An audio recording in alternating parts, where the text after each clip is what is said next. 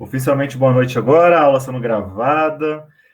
É muita alegria a gente estar de volta depois aí de uma semana de feriados, né? Dia dos Professores, tivemos feriado na Nossa Senhora Aparecida também, né? Dia das Crianças, na terça, então deu aí para vocês darem uma descansada e também uma revisada, uma estudada. Espero que vocês tenham aproveitado esses dias. Hoje a nossa aula vai ser uma aula bem concisa, como eu prometi para vocês, né?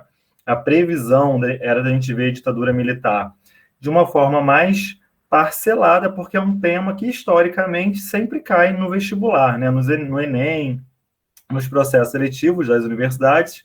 Em geral, a ditadura ela é sempre vista e lembrada nas provas. Acontece que, de acordo com a análise não só minha, né, como eu fiz com vocês na nossa segunda revisão, mas de outros professores, inclusive publicados em jornais de grande circulação, como eu botei lá no grupo do Globo, né, um exemplo, vários professores de história observaram que esse tema sumiu dos últimos anos de vestibular. Pelo menos nos últimos 2 anos, a gente não viu nenhuma questão sobre ditadura.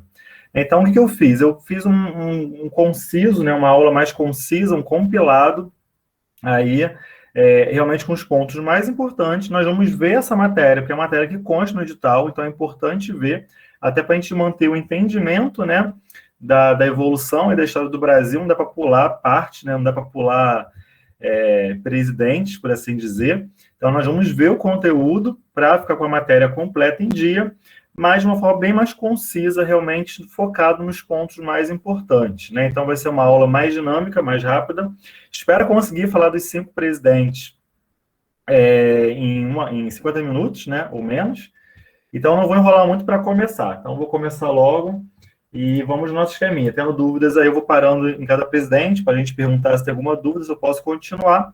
E assim a gente vai até de Castelo Branco até Figueiredo, né, o 5º presidente. Então, sem mais delongas, dando aí um spoiler já dos 5, esses 5 rostinhos aí bonitos foram os 5 presidentes militares que nós tivemos durante a ditadura militar, né? Como eu falei para vocês na aula anterior, e não existe um consenso de qual é o melhor nome, melhor termo para dar para esse período, se é ditadura civil-militar, período militar, mas, em geral, o Enem ele traz como ditadura militar, né?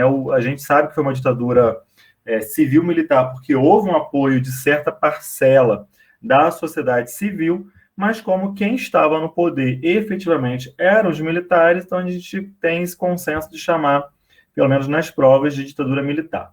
Foram 5 presidentes, né, de Castelo Branco, Costa e Silva, Médici, Geisel e Figueiredo.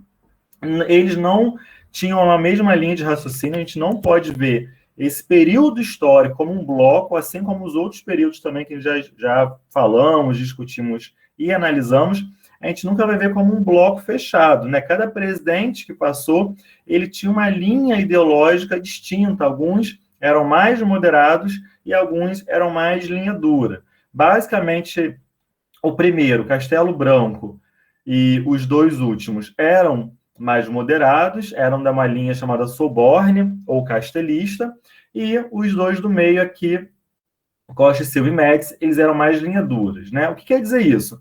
Essa linha Soborne, né, que é uma linha mais moderada, ela tem esse nome em alusão à Universidade Francesa de Soborne, mas não quer dizer que esses militares, esses presidentes, estudaram, né, na Soborne. É porque eles eram mais intelectualizados, eles vinham de uma linha militar de mais estudo, né, de mais formação. Então, por isso, apenas por isso, eles vão ser chamados de linha Soborne ou castelista, tendo em vista que o primeiro presidente de linha moderada foi Castelo Branco, então essa linha também foi conhecida como castelista. E o que eles pensavam? O que essa linha tinha de ideal? Eles entendiam que a ditadura não poderia demorar, né? Que os militares estariam ali tomando o poder depois de Jango para poder organizar o Brasil, afastar aquele fantasma do comunismo e depois devolver aí o governo para os civis continuar presidindo como sempre ocorreu, né? Mas a linha dura, eles eram mais repressores, eles entendiam que não, que os militares tinham um dever realmente de se permanecer, se perpetuar no poder e ser mais enfáticos com esse poder para poder realmente governar por maior período, tá? Então, o primeiro presidente, como eu falei, vai ser Castelo Branco, dessa linha ideológica mais moderada. Não quer dizer que era uma linha mais dura e outra mais tranquila. Não existia tranquilidade na ditadura, né? Por isso que eu enfatizo sempre a palavra moderado. Um era mais dura, outra linha era mais moderada, mas não era uma linha mais flexível, não havia flexibilidade, né? Bem, Castelo Branco, eu trouxe essa charge aí, porque essa charge, ela foi a primeira coisa que eu lembro, assim, quando eu falo em Castelo Branco, porque ela vinha no meu livro de história de faculdade.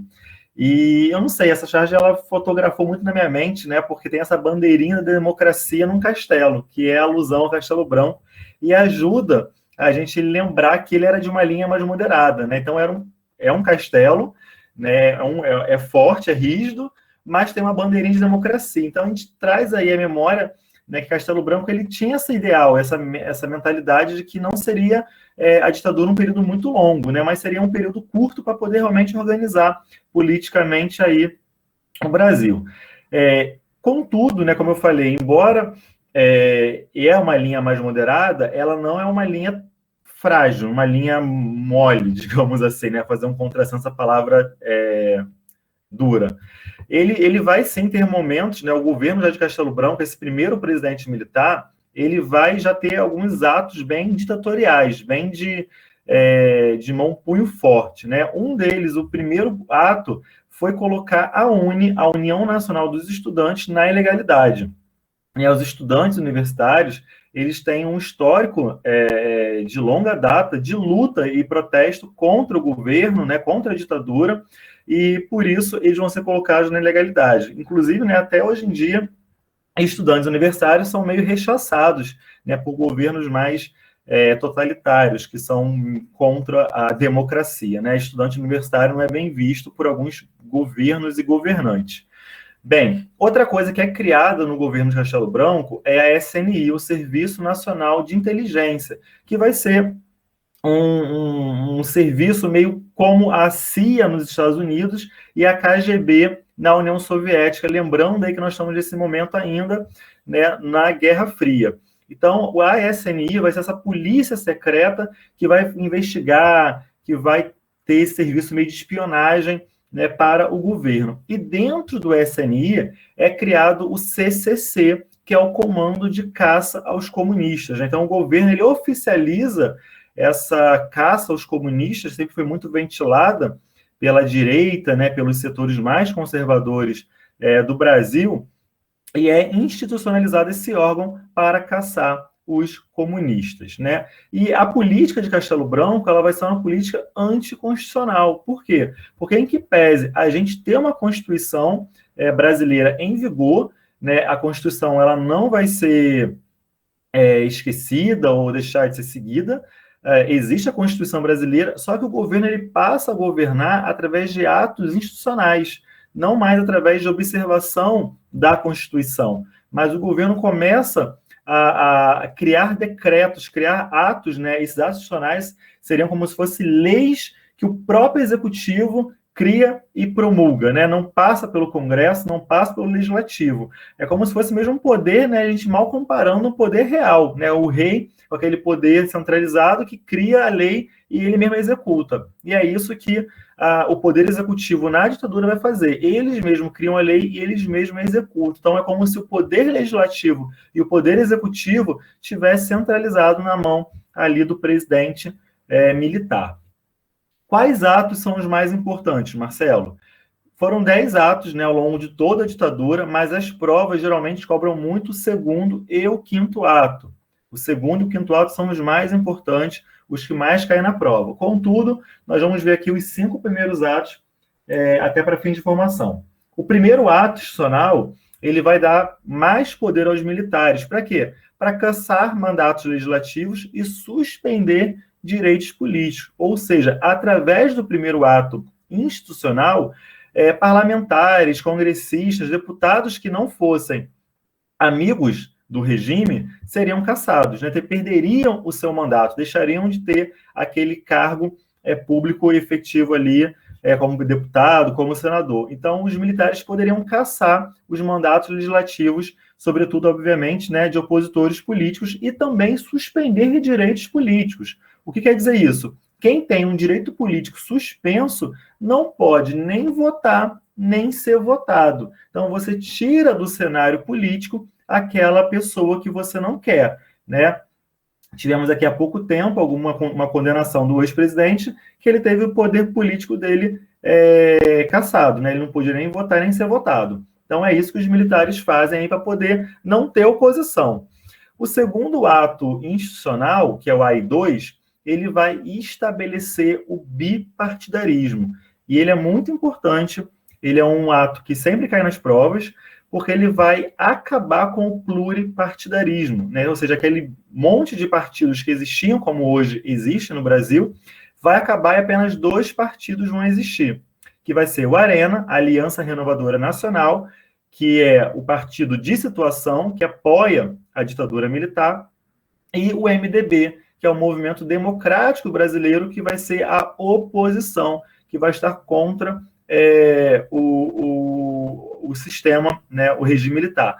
Aí tu fala, Marcelo, mas como assim? Eles caçavam mandatos de opositores, e como é que agora eles criam, basicamente, um partido para ter esses opositores? 2 motivos, né? O primeiro motivo é que não tivesse realmente essa aparência de ditadura, porque a partir do momento que eu tenho ainda existindo na legalidade um partido de oposição, né, se eu tenho uma oposição, eu não sou uma ditadura. Então, isso é uma forma da ditadura militar brasileira tirar um dos aspectos de ditadura. Realmente, a gente pode falar que não há um governo totalitário nesse momento, porque existe ainda uma oposição. Embora enfraquecida, embora incipiente, essa oposição ainda existe, né? Então, a gente não pode falar que existe um governo totalitário, com partido único, como na Alemanha nazista, na Itália fascista de Mussolini, ou na União Soviética, ou até mesmo na China, né, que tem lá o Partido Comunista Chinês hoje em dia. São governos totalitários. Então, dá essa aparência, né, que existe uma democracia, por mais tênue que seja. E qual é o segundo motivo? A partir do momento que eu crio um partido político, onde eu coloco todos os meus opositores, fica mais fácil de eu vigiar esse partido, de eu vigiar, de eu controlar essa oposição. Porque quando a oposição está dissipada em vários partidos, para mim, que estou no poder, é mais difícil observar. Quando eu centralizo, arrumo toda a oposição das mais diversas linhas ideológicas num só partido, para mim é mais fácil prestar atenção e controlar essa oposição. Tá? Então, basicamente, esse foi o motivo aí da criação desse bipartidarismo. Aí, 3, as eleições para governador de estado e prefeito passam a ser indireta e não mais pelo voto popular, né? Mais eleições diretas, mas vão ser por eleições indiretas. E o AI 4, que vai ser, de fato, aí a elaboração de uma nova Constituição, né? Já que existia uma Constituição que não estava muito sendo observada, porque se governava através de atos, então vamos criar uma Constituição mais favorável ao regime, mais favorável ao governo, em que pese essa Constituição ela não foi muito também famosa, digamos assim, né? É a 6ª Constituição brasileira, mas continua-se governando através de atos institucionais. A Constituição era meramente ali uma figuração, né, para falar que existia essa democracia. É nesse teatro de sombras, né, que a ditadura militar fazia para que ela tivesse essa aparência de um governo democrático. Então, cria-se aí essa Constituição em que pese, de fato, o governo vai continuar sendo feito através de atos institucionais. Até aí, pessoal, tudo tranquilo? Primeiro presidente. Então, temos aí de importante... Fala, Gabi. Quais são os 2 atos mais importantes que você tinha falado? O 2 e o 5. Ok. O 2 que vai criar o bipartidarismo e o 5 que nós vamos ver daqui a pouquinho. Tá? Ok. Então, em 67, nós temos aí Costa e Silva assumindo como segundo presidente do governo militar, do regime militar, e ele vai ser um presidente, um militar de linha dura, né? Ele já crê né, que os militares precisam ter um controle maior sobre o governo, e as coisas vão começar a ficar mais tensas, né, a partir de Costa e Silva. O que acontece, pessoal? os estudantes universitários em que pese, né, estavam na legalidade, a Uni estava na legalidade, a Uni continua funcionando de forma ilegal, né? O Congresso da Uni continua existindo, eleições para presidente da Uni continuam existindo, e numa dessas reuniões de estudantes, no restaurante chamado Calabouço, aqui no Rio de Janeiro, militares resolvem invadir esse lugar e um capitão da PM mata um dos estudantes a tiro a queima-roupa, né? Então, o estudante Edson Luiz de Lima Souto é morto por um militar com um tiro a queima-roupa, ou seja, com a arma mesmo colocada sobre o corpo, né? E isso causa uma comoção enorme na população. Várias manifestações são criadas e convidadas, já convocadas pelos estudantes, até que em junho de 68 acontece a Marcha dos 100 mil ali na Candelária. Era uma marcha que reunia muitos estudantes, intelectuais, políticos de oposição, e como se viu, ela tomou todo o Rio de Janeiro, né? Eram mais de 100 mil pessoas na rua, o número de pessoas foram dobrando, e aí o governo começou a ver que havia uma insatisfação popular contra o governo militar. O que isso gera, né, num governo de linha dura? Já que a população está indo para a rua reclamar do governo, vamos fazer o quê? Vamos endurecer ainda mais o governo, vamos endurecer ainda mais, tirar mais direitos, né? Enfim. E aí começa, então, os anos de chumbo, né? Nós temos aí a promulgação do 5º ato, que é um ato que eu peço a vocês colocarem uma estrelinha, caveirinha, bomba, né? Junto com o 2, é um dos que mais caem, porque o AI-5 ele vai, de fato, selar que nós estamos numa ditadura. Realmente, agora as coisas vão ficar feias, né? O Congresso Federal é fechado, há suspensão de direitos políticos e civis, o fim do habeas corpus e prisão sem ordem judicial. Ou seja, todo Estado democrático de direito que vai falar que todo mundo tem direito, né, à defesa, tem direito a um processo judicial com direito à ampla defesa, ao contraditório, tudo isso vai cair. O que é isso que você está falando, Marcelo, essa linguagem juridiquês? Se você for acusado de um crime, você tem o direito de se defender, de provar que você é inocente, e só no final do processo criminal que você vai ser incriminado ou não, e aí preso. Com o AI-5, esquece processo. Se a polícia fala, você é culpado, você vai ser preso e vai imediatamente. Não tem processo, não tem defesa, não tem contraditório, né? Não tem aquela réplica, contestação. Não tem o processo. Você vai ser diretamente preso e não só preso, né? Torturado, vai ser levado aí para um DOPS da vida, um presídio qualquer, e vai ficar por ali até que os militares entendam que você pode sair, o que às vezes não acontecia, né? Então, de fato, com o fim com o surgimento, com o advento do AI-5, as torturas, já botei uma foto aí de um pau de arara, que era muito famoso, né? Aí em praça pública, os militares levando um preso do regime no pau de arara, fora outras torturas como choque, colocar rato em vagina, né, de mulheres para poder torturar, afogamento, enfim, atos aí bem, bem complicados, né?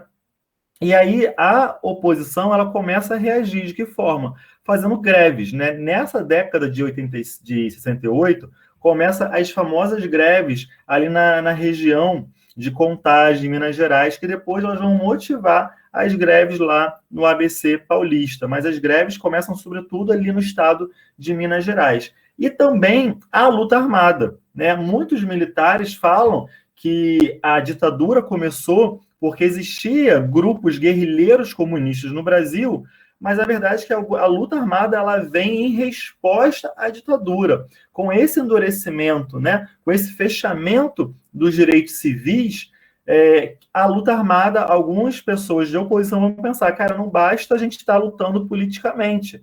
Nós temos que expulsar os militares com as armas que eles têm, com a violência, né? Então, é uma resposta à própria violência outorgada pelos militares. Deixa eu passar aqui a próxima tela. Terceiro presidente, né, em que pese ter sido Costa e Silva a promulgar o AI-5, quem vai, de fato, executar e mais aproveitar o AI-5 vai ser basicamente Médici, o terceiro presidente, que também é de linha dura. E aqui nós estamos chegando, pessoal, em Médici, no apogeu, né, no período mais focal da ditadura, né, como se a gente estivesse aqui no ponto máximo da ditadura, no momento mais duro do regime. Bem, Médici, ele vai tentar transformar o Brasil trazendo uma questão econômica, porque até então, até o governo de Costa e Silva, os militares não conseguiram rearranjar economicamente o Brasil, né? A gente lembra lá que desde JK já estamos vindo com inflação, endividamento externo, vocês lembram? Construção de Brasília, abertura para o capital estrangeiro. Então, desde aquela época, nós já estamos vindo já com a economia muito ruim. E os dois primeiros governos militares não conseguiram rearranjar esse cenário econômico, né? Transformar de uma forma mais benéfica para o Brasil. E aí, Médici, através do seu ministro da Fazenda, Delfim Neto, que é até uma figura, até hoje, muito controversa, né? Porque ele está vivo. Inclusive, na semana passada, se eu não me engano, ele deu uma entrevista para o Bial. Não sei quem viu a repercussão no Twitter, na internet, né? Porque o Bial foi perguntar para Delfim Neto, que foi ministro da ditadura, sobre Bolsonaro e Lula. Então, assim, é meio que perguntar, né, para o amigo de um o que ele acha do amigo do outro. Então, você já tem uma resposta esperada, né? Um ministro que foi ministro da ditadura militar falar do atual cenário brasileiro, falar de democracia. Então, Bial foi muito criticado aí pela pergunta e pela entrevista, né, a Delfim Neto. Bem, Delfim Neto, ele faz o quê? Ele faz o famoso milagre econômico. Qual era a ideia do milagre econômico? Era fazer o bolo crescer para depois repartir. Como assim? Vamos fazer o PIB brasileiro aumentar, o PIB do Brasil crescer, né? E depois a gente fazer essa distribuição de renda desse PIB. Essa era a ideia do milagre econômico. E através desse plano econômico, o Brasil começou a investir em obras faraônicas, obras muito grandes, para poder realmente estimular a infraestrutura, estimular o emprego e renda, né, através da construção civil. E aí nós tivemos obras muito grandes nesse momento, como a Ponte Rio-Niterói, a Hidrelétrica de Itaipu, Angra 1, a rodovia Transamazônica. Inclusive, tem-se que foi nesse período de grandes obras faraônicas que as grandes construtoras do Brasil, né, enfim, essas todas envolvidas aí na Lava Jato, começaram a ganhar muito dinheiro, né, porque nesse momento de ditadura a gente não havia uma oposição, não havia um jornalismo, né, não havia fiscalização, não havia tribunal de contas para ver onde esse dinheiro estava sendo empregado. Então, todas essas grandes construtoras, né, que até hoje ganham muito dinheiro, obras públicas no Brasil, começaram aí a surgir e fazer muito dinheiro, né?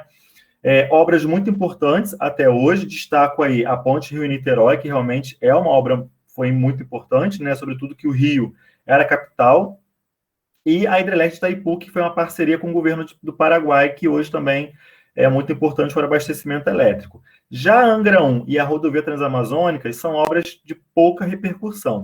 A Angra 1 nunca funcionou basicamente, né, com sua totalidade de produção energética, sempre foi um problema, na verdade, mais um problema do que uma solução energética brasileira, e a rodovia Transamazônica, que nunca foi concluída, né? Se você botar hoje no Google rodovia Transamazônica, vai aparecer foto de caminhão atolado, lama, enfim, né? Gastou-se rios de dinheiro e o projeto não foi bem executado e nem concluído.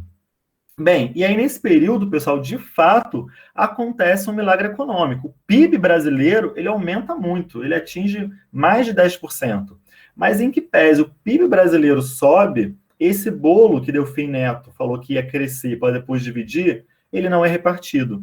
A população brasileira não experimenta esse bolo, não recebe a fatia do seu bolo, né? O que acontece? Aumento da inflação, né, um cenário que a gente está vendo hoje, que está em todos os jornais, né, inflação aí, concentração de renda, o famoso os ricos cada vez ficam mais ricos e os pobres cada vez ficam mais pobres, e o aumento das desigualdades sociais, ou seja, o bolo cresce e só poucos vão se alimentar desse bolo. E Médici, ele vem aí com um grande lema também, né? Além do milagre econômico, ele vem com um grande lema. Ele vem trazendo o ufanismo. O que é isso? O que é ser um país, né, com ufanismo? É um patriotismo exagerado. Ele vai fomentar, nesse momento, que o Brasil seja aquela pátria amada, né? Brasil, ame-o ou deixe-o, vai ser o lema de Médici. Ou você ama o Brasil, se você é contra o governo, se você é contra o regime militar, você é contra o Brasil. Então, deixe o Brasil. E aí depois vem um contralema, né? Que é o último a sair, apague a luz, porque era insustentável a situação, né? De inflação, concentração de renda.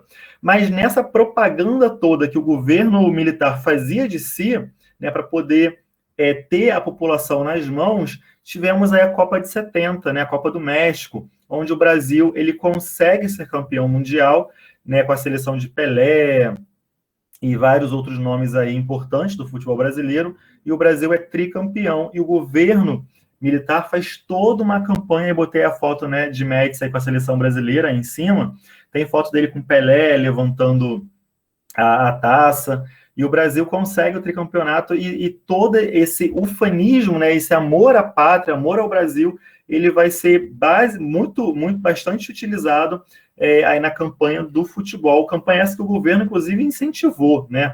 O técnico do Brasil, na época, era tido como comunista. O governo tira o técnico da seleção e coloca Zagallo, que era uma pessoa sem problemas políticos, já não externava suas opiniões políticas, né? Outro fato aí de intervenção direta do governo na Copa do Mundo, ele contrata, na época, um dos maiores cantores, né, Wilson Simonal, para cantar para os jogadores, para deixar os jogadores mais alegres, mais festivos, lá na concentração na Copa do Mundo. Então, o governo, ele, de fato, ele investiu na seleção tricampeã para poder dar essa alegria, né? Já que o povo estava com fome, com inflação, vamos dar pelo menos a alegria do futebol para o povo esquecer um pouco dos problemas sociais e ter uma felicidade aí, pelo menos momentânea, né, e o governo ficar bem visto pela população.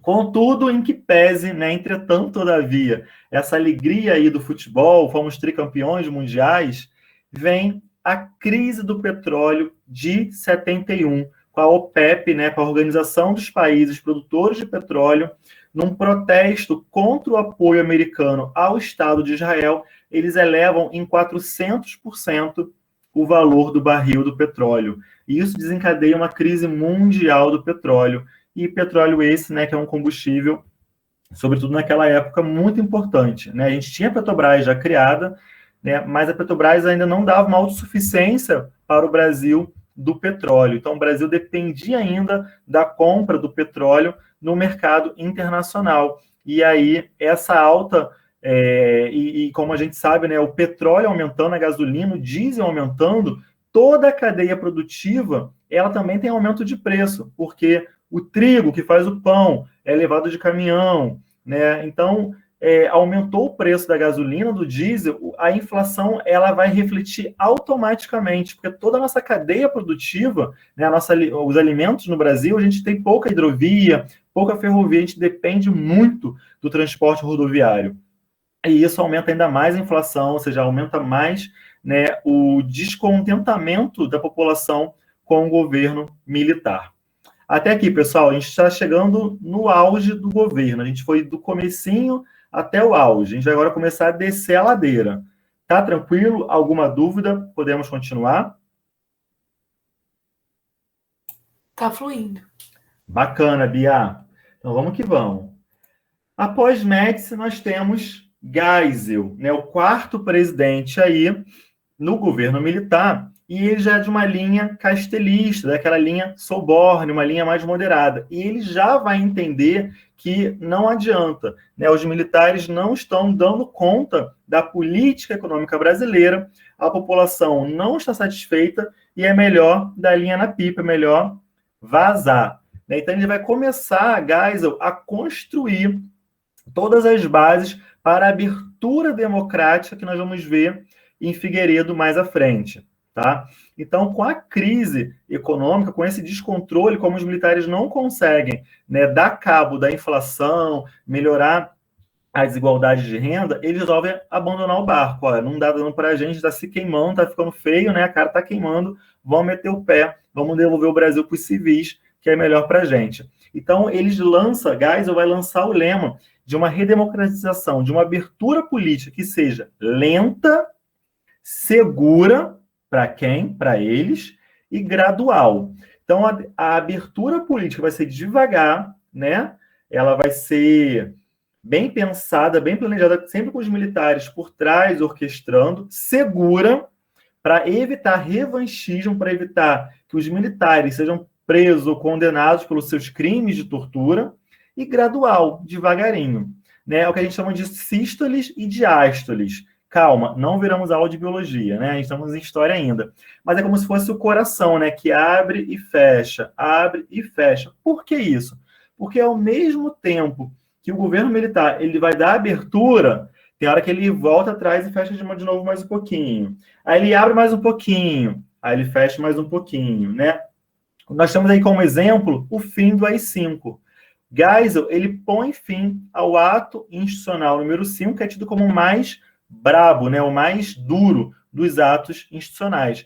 Mas, ao mesmo tempo que ele bota fim, que ele faz essa abertura, ele também institui o pacote de abril, que vai dar mais poderes para os militares. Né? O que ele faz nesse pacote de abril? Ele cria a figura do senador biônico. O que é isso? 1/3 dos senadores, 1/3 dos congressistas no Senado vão ser indicados pelos militares. Com isso, eu garanto a minha maioria de apoiadores dentro do Congresso. Como eles estão vendo já que o MDB, que é o partido da oposição, começa a ter mais votos pela primeira vez numa eleição para o Congresso, o MDB tem mais eleitos do que o Arena, eles vão e criam essa figura do senador biônico para garantir que pelo menos 1/3 dos senadores sejam indicados pelos militares. Então, vocês observam que, ao mesmo tempo que eles tiram o AI-5, que é o ato institucional mais duro, eles criam um outro mecanismo para controlar o Congresso. Então, por isso a gente chama de sístole e diástole, é um momento de abertura e fechamento. Né? Eu dou um pouquinho de direito, tiro um pouquinho de direito. Eu dou mais direito, mas também dou um pouquinho de poder para mim. Então, é nessa brincadeira aí que a redemocratização vai ser sempre lenta, segura e gradual. Outra coisa que Geisel vai criar nesse momento, vai criar o programa do Proálcool, que vai ser um programa de fomento à indústria, né, da cana-de-açúcar para a produção de álcool etílico para motores de automóveis. Então, nessa época aí, gente, eu nasci em 82, né? Já falei aqui para vocês várias vezes que eu sou dessa época aí da ditadura. E o meu pai, ele tinha carro a álcool, né? Porque era mais barato. E eu lembro, galera, que era um terror. Toda vez que esfriava, para tirar o carro da garagem era difícil, porque o motor a gasolina, a partida é mais rápida, né? O álcool não, o álcool ele tem que esquentar, eu não sei muita mecânica, mas eu lembro que no inverno, ligar o carro a álcool era quase 10 minutos, meu pai na ignição, e o carro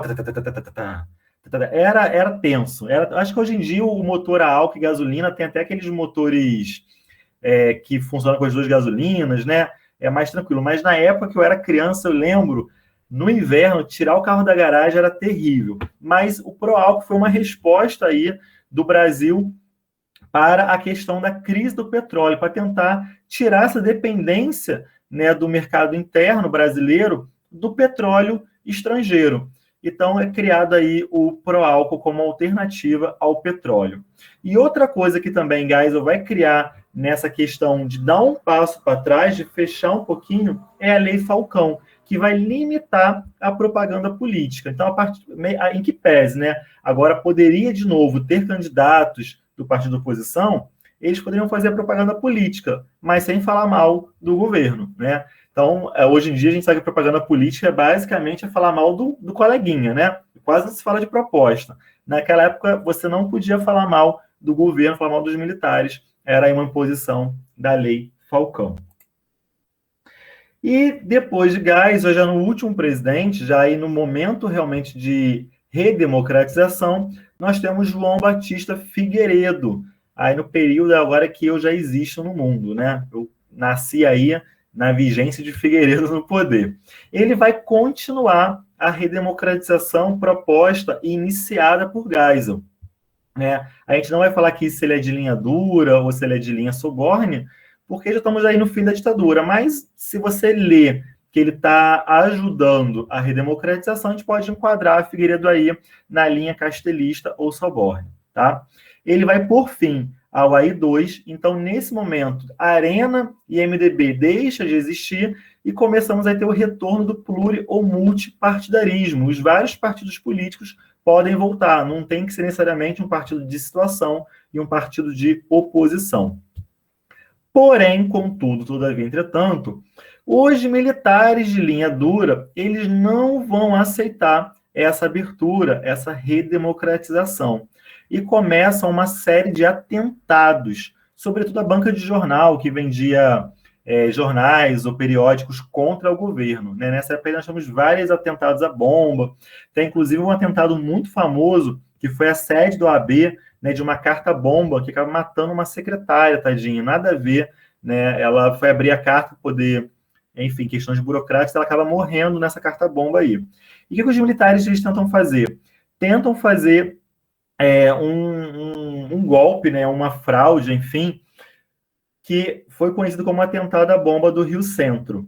E em abril de 81, no dia 30 de abril de 81, em comemoração ao Dia do Trabalhador, havia um show lá no Rio Centro com vários artistas populares, né? Mais ou menos 20 mil pessoas estavam lá assistindo esse show em comemoração ao Dia dos Trabalhadores. E os militares, eles tentam criar um atentado para poder culpar a oposição, culpar os comunistas e falar, ó, os comunistas não estão ainda no Brasil. A gente não pode abrir, a gente não pode entregar ao governo. O governo militar tem que continuar, porque ainda existe aí os comunistas fazendo atentados no Brasil, né? Só que esse atentado sai totalmente fora, né, do planejamento. O carro que os militares levavam a bomba, que é esse Puma aí em cima na primeira foto, ele explode, né? A bomba explode no colo de um dos capitão do exército, e ele morre, e o outro acaba ficando gravemente ferido.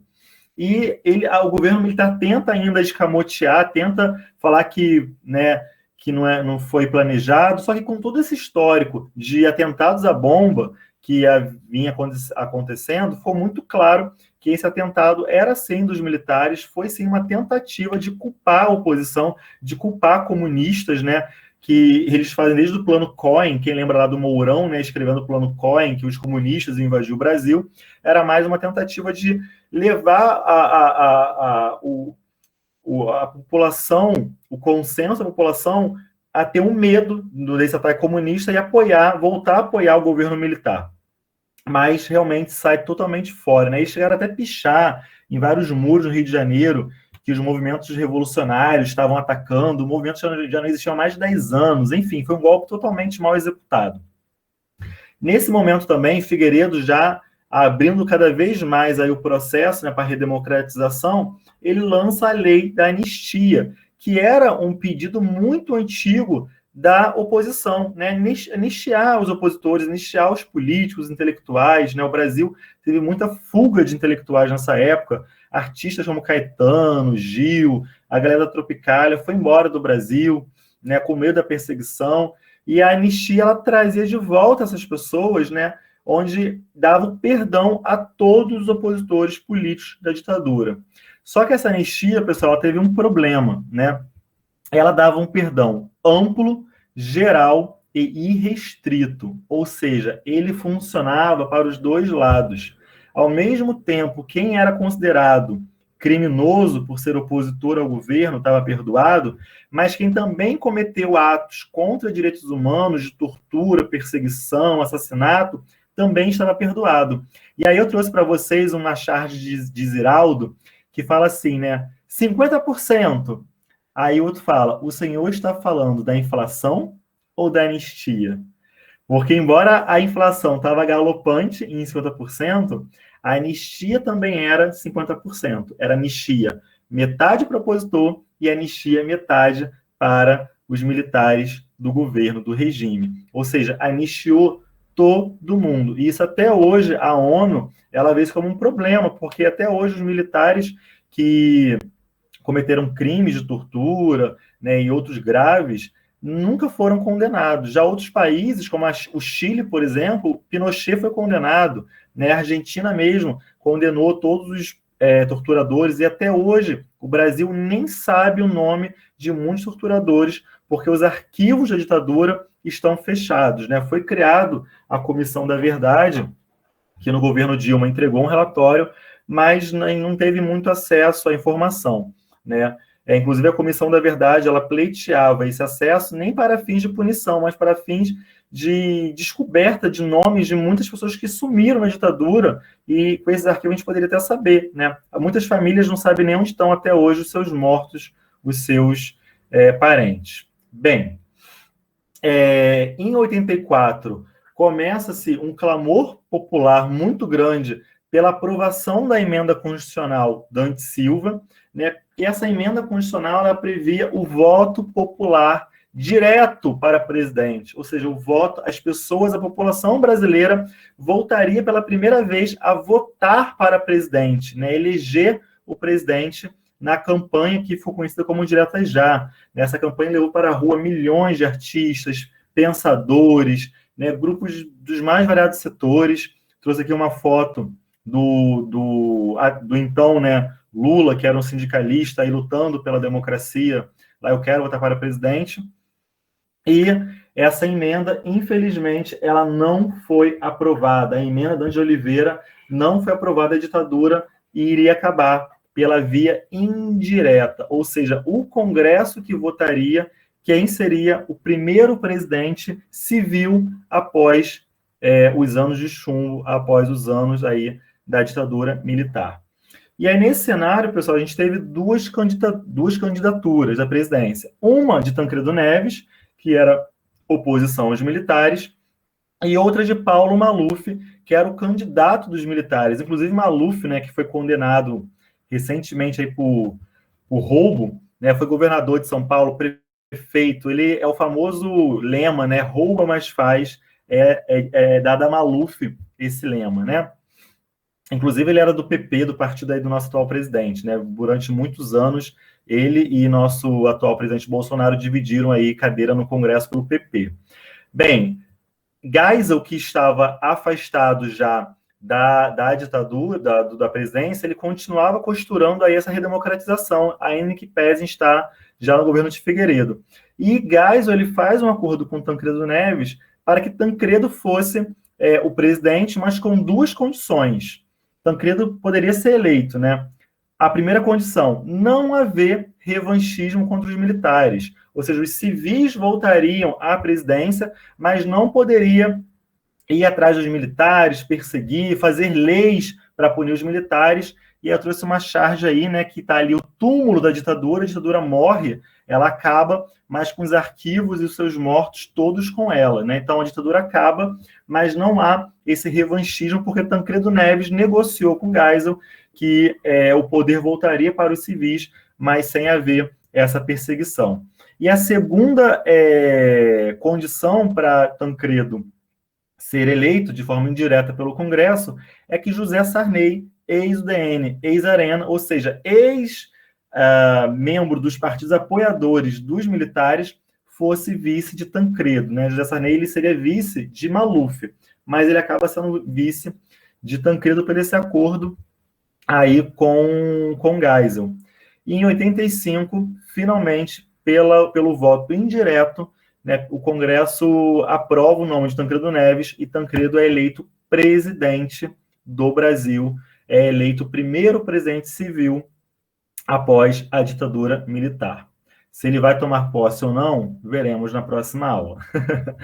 Bem, pessoal, eu consegui falar exatamente 9h40, a hora programada para o fim da aula, dos 5 presidentes. Sei que foi muito corrido, acho que eu falei até muito rápido, mas é que eu queria fazer uma aula bem enxuta, uma aula bem rapidinha, para a gente não perder tempo nesse assunto que não aparece a 2 vestibulares, a 2 Enems, né? Então, eu queria realmente fazer uma aula de revisão, é basicamente uma aula de revisão, né? Nem uma aula de exposição de um assunto novo, é uma aula de revisão, para a gente poder ter os principais pontos sobre esse assunto aí, tá? Temos alguma dúvida, pessoal? Ficou tranquilo? Ficou muito rápido? Como é que vocês sentiram a aula de hoje? Ai, eu senti que eu fiquei levemente preguiçosa com esses uma semana, né? Essa pausa fez mal pro cérebro, né, Gabi? Mas foi sim, prof. Eu gostei, Bom, professor. foi tranquilo, Bia? Muito bem, né? Nem tem como. Oi, Bia, pode falar. Sim, gostei da aula. Ah, que bom, fico menos preocupado. A gente não conseguiu, valeu, Misael, que bom que foi tranquilo. A gente não consegue fazer exercício hoje sobre ditadura, por causa do horário. Eu queria realmente focar nos assuntos, mas na próxima aula eu faço tanto de redemocratização, vou falar de Sarney, acho que de Collor também, e a gente faz exercício sobre ditadura, tá bom? Aí eu deixo uma próxima aula aí mais tranquila para a gente poder treinar um pouquinho. Mas eu fiquei muito tranquilo de conseguir fechar, estava preocupado porque eram mais de 8 slides, geralmente eu não faço tanto slide, eu fico em 5 slides para uma aula, mas hoje eu quase dobrei, mas era necessário a gente passar de uma forma mais rapidinha aí para a gente se centralizar nos próximos presidentes, tá? Então, nas próximas aulas vai ver Sarney, Collor, Fernando Henrique, Lula, pulei algum presidente? Acho que é isso. Tá bom, pessoal? Então, até semana que vem. Obrigado aí pela paciência, pela presença, pelos feedbacks. Valeu, Misael. Brigadaço. Obrigada, Marcelo, pela aula. Boa noite. Obrigada pela Valeu, Bia. Valeu, Gabi. Beijo. Campos. Até a próxima. Fica com Deus. Até semana que vem, pessoal. Tchau, tchau.